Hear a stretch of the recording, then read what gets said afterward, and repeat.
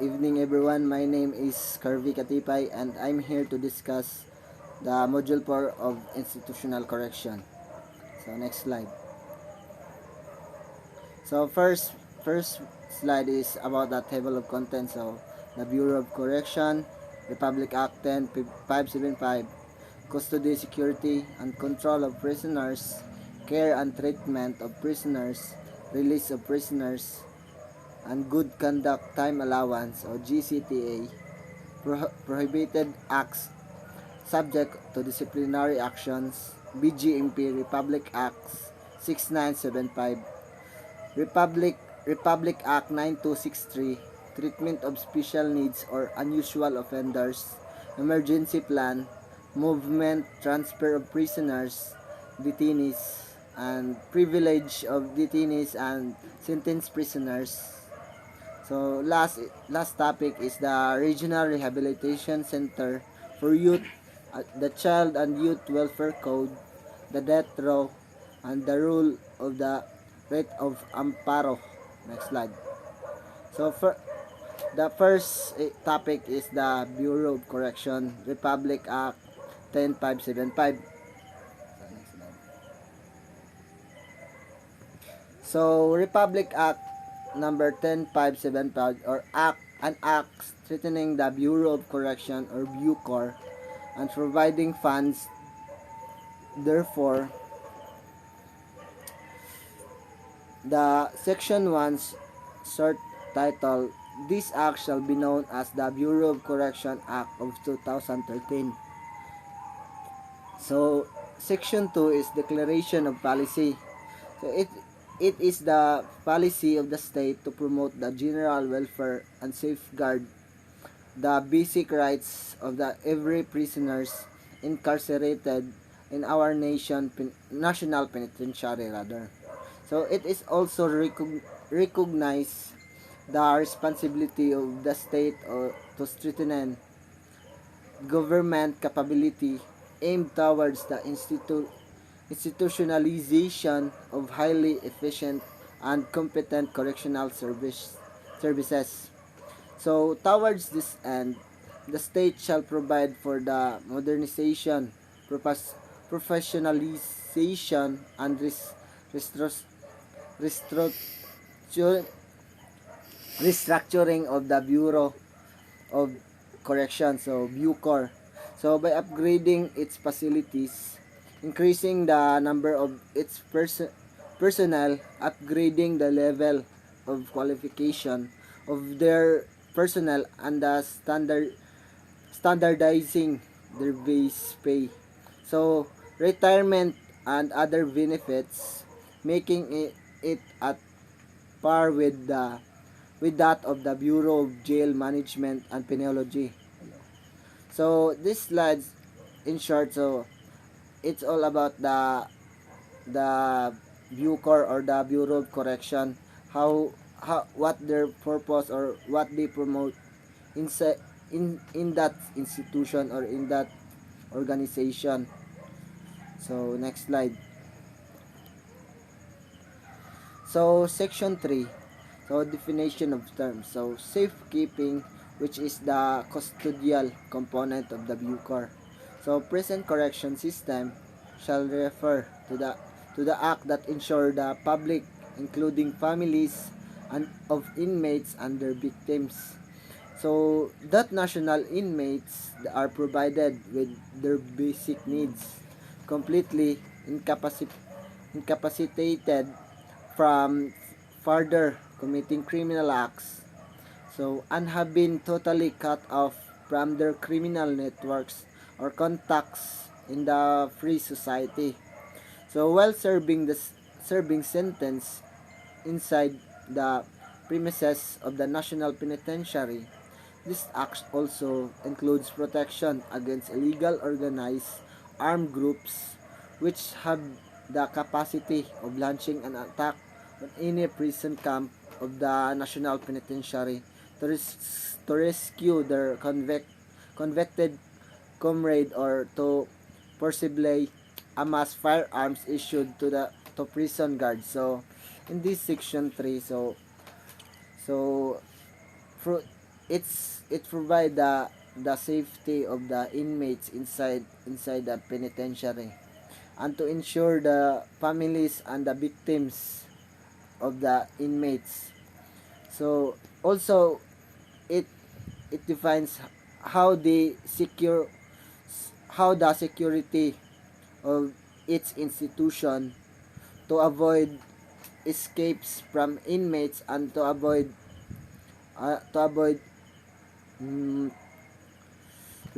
rescue to their to their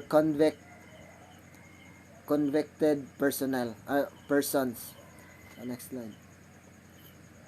So next is reformation, which is the rehabilitation component of the Bucor.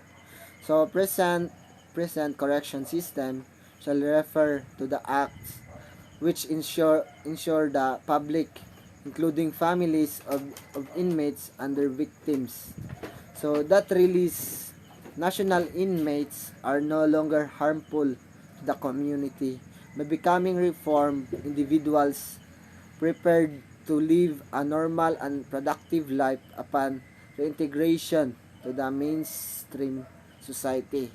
So next objectives of the Bucor is the reformation or the rehabilitation of that inmate. So their goal is to rehabilitate that person doing a crime in the society or against the society, for the purpose of the each individual's safety, and and to have peacefulness in that certain society.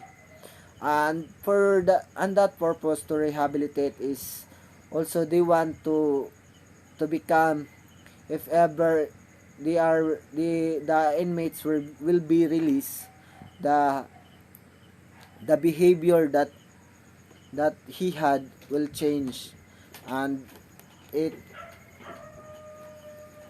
it also helps the society to gain peacefulness. Next slide. So section 4, the mandates of the Bureau of Correction. So the Bucor shall be in charge of safekeeping and institutioning reformation programs to national inmates sentenced to more than 3 years. Safekeeping of national inmates. The safekeeping of inmates shall include decent provision of quarters, food, water, and clothing in compliance with established United Nations standards. So the security of the inmates shall be undertaken by the custodial force, consisting of corrections officers with a ranking system and salary grades similar to its counterpart in the BGMP. So, reformation of national inmates. The reformation program, which will be instituted by the Bucor for the inmates, shall be the following. So, first is moral and spiritual program, education and training program, work and livelihood program, sports and recreation program, so health and welfare program, and behavior modification program, to include therapeutic community. So in this section, so the it says that, or it discuss about the reformation program of the inside the national penitentiary. So first is moral and spiritual. So it inside they conduct masses or any re, any religional activity that helps to improve the behavior or moral behavior of that certain inmate.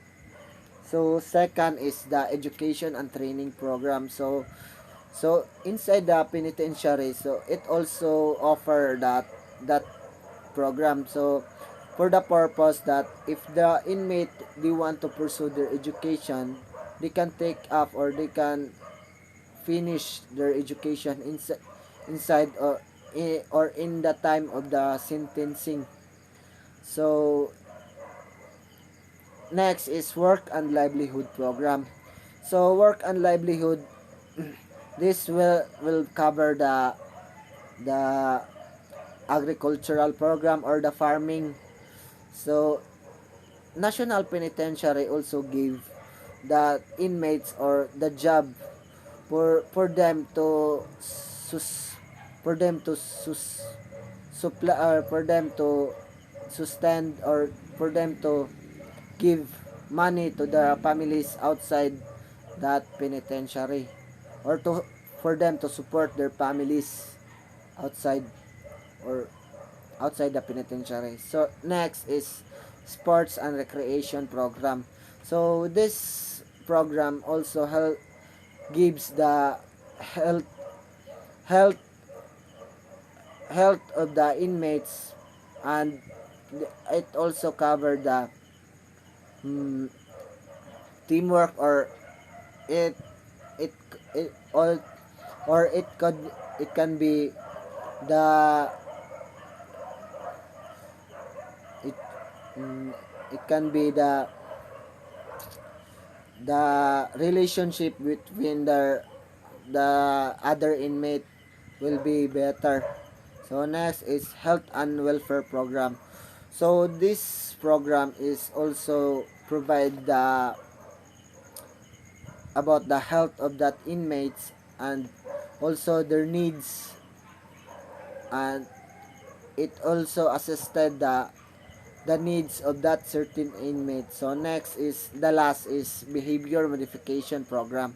So behavior, from the words behavior, so the attitude or all it in this program attack the re, recreation recreation of yourself about what what what you want to be, or what what should you be for them to accept to the society. So next slide. So the reformation program shall be undertaken by the professional reformation personnel consisting of technical officers with ranking system and salary grades similar to correction officer. So first is correction technical officer and personnel employed in the implementation of reformation program, and those personnel whose nature of works requires proximate of direct contact with inmates.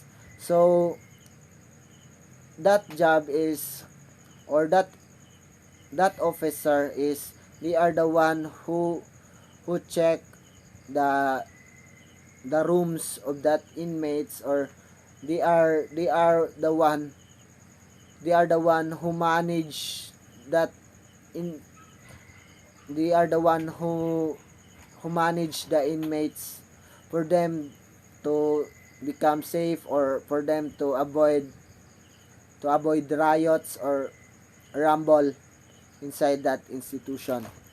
So next is correction technical officer included priests, evangelists, pastors, teachers, instructors,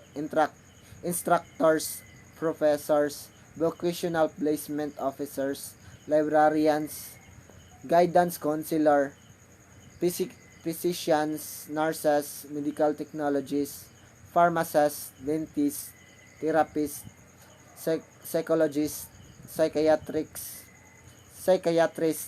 sociologists, social worker, engineer, electrician, agriculturist, veterinarian, so and many more. So that officers, their job is for them to provide the programs that offered inside the institution. So next slide.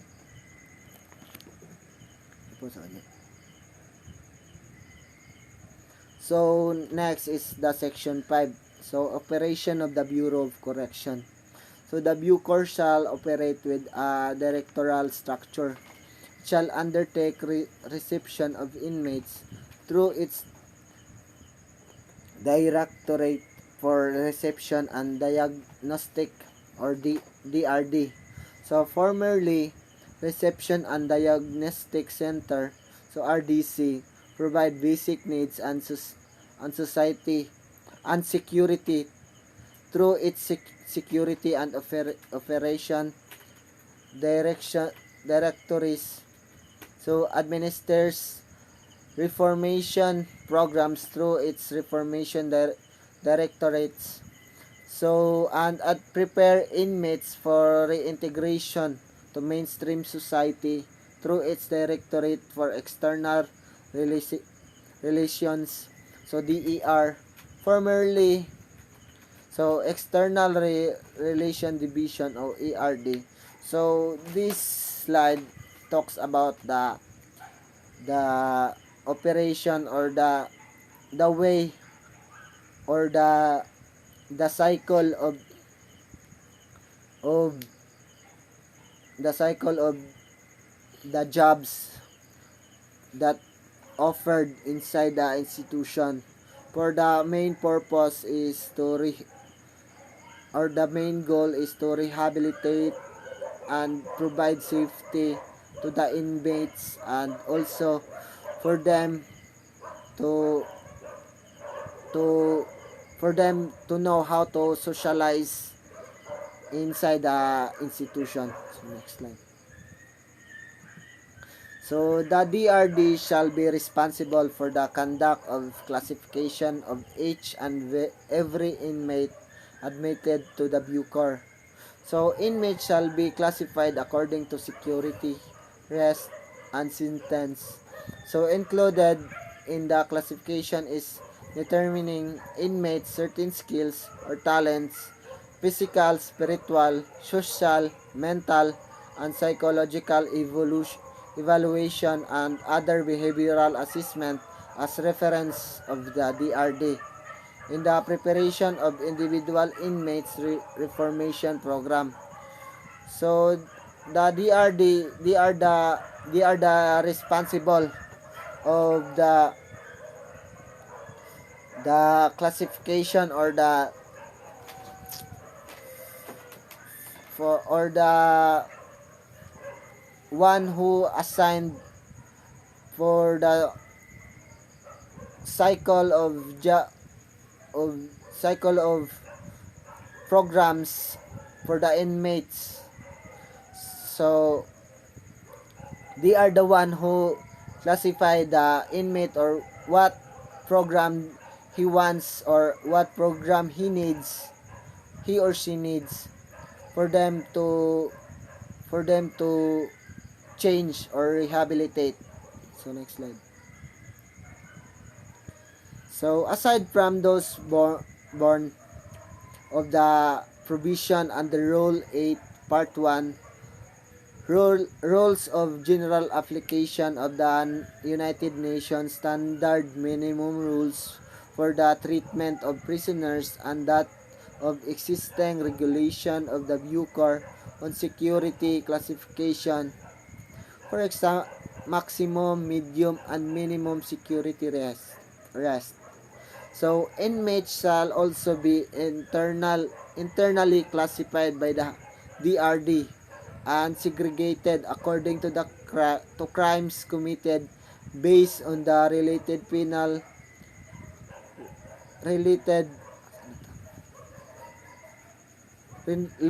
penal code, such as crimes against person, crimes against properties, crimes against chastity, or so on and so forth.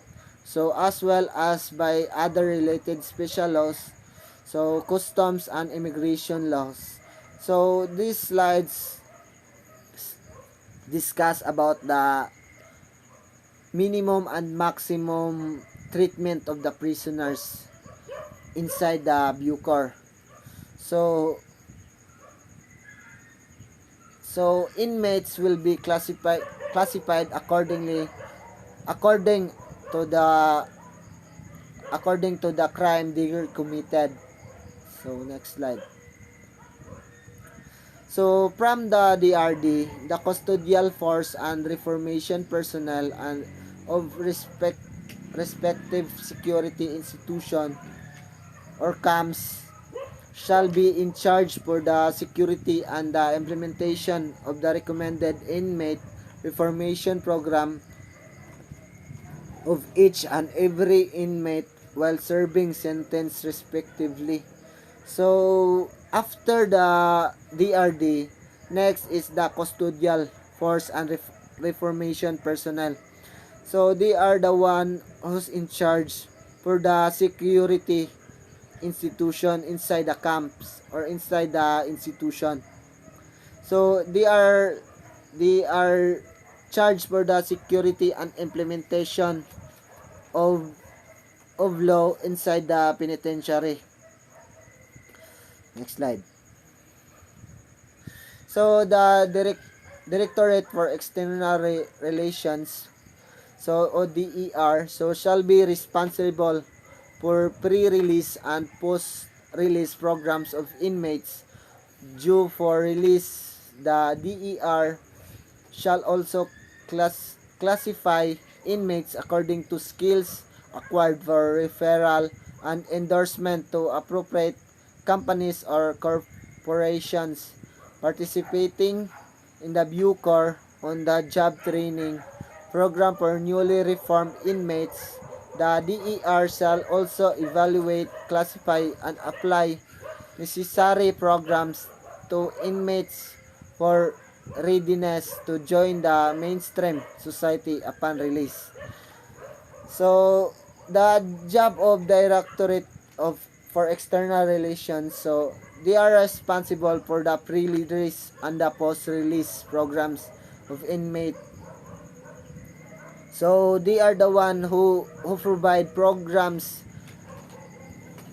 for the main purpose that if they are if ever the inmates will be released, they they show they seek they will be insured the that that inmates will be rehabilitated, or that should not be the doing the crimes that they do before. So next slide. So apart from handling inmates, the Bucor shall administratively operate like a standard government agencies through its administrative directors with internal control and internal audits units. So the Bucor shall employ full computerization in the build-up, maintenance, and transmittal of necessary inmates' records to all its prison and penal farms and other recipient agencies, example Board of Pardons and Parole. So the Bucor also employ full computerization and for the maintenance and transmittal of necessary inmates record. So they also have individuals who provide the parole or pardons of that inmates. Next slide.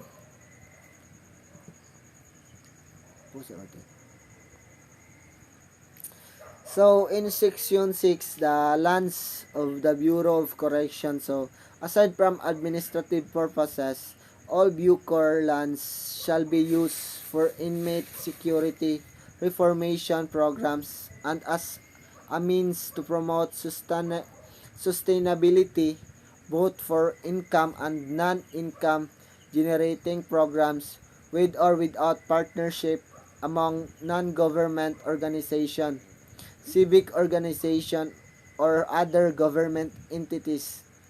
So as a way to maximize its assets value for the effective and extensive reformation correction programs for national inmates, the Bucor shall shall have the absolute authority to design, formulate, and implement land use develop development plans and policies. So next slide. So the Bucor may propose additional penal farms as may be necessary as possible aside from its existing 7 prison and penal farms to decongest existing penal institution and accommodate the increasing number of inmates committed to the agency. So, all Bucor lands shall have a certificate of title registered under its name. So, next slide. So, section 7. So, facilities of the Bureau of Correction.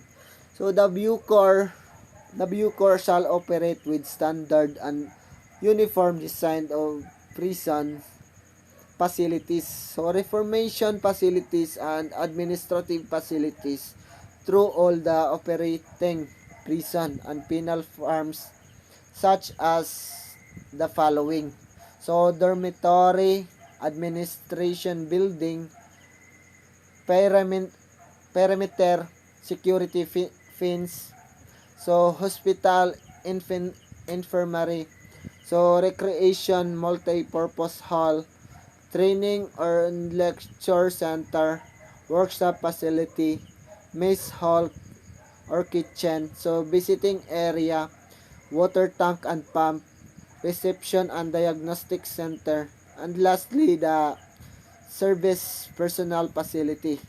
So next slide. So the section 8, supervision of the Bureau of Correction. So the Department of Justice or DOJ, having the Bucor as line bureau and constituent unit, shall maintain a relationship of administrative supervision with the latter as defined under section 38,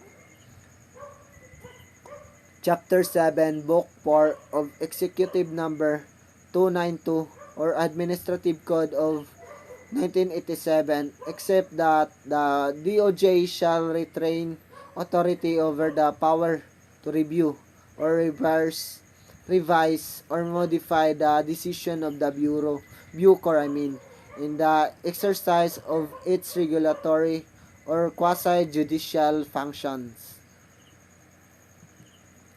So, in that section 9, organization and key position of the Bureau of Corrections, the Bucor shall be headed by a director of who shall be assisted by 3 deputy directors, 1 for administration, 1 for security and operation, and 1 for reformation, all of whom shall be appointed by the President upon the recommendation of the security of the DOJ. So, it also provided that the director and the security deputy director of the Bucor shall serve a tour of duty not to exceed 6 years from the date of appointment. So, it also provided further that in times of war or other national emergency declared by Congress, the President may extend such tour of duty. So that's all for the first video. Thank you for listening. Have a nice day. Bye.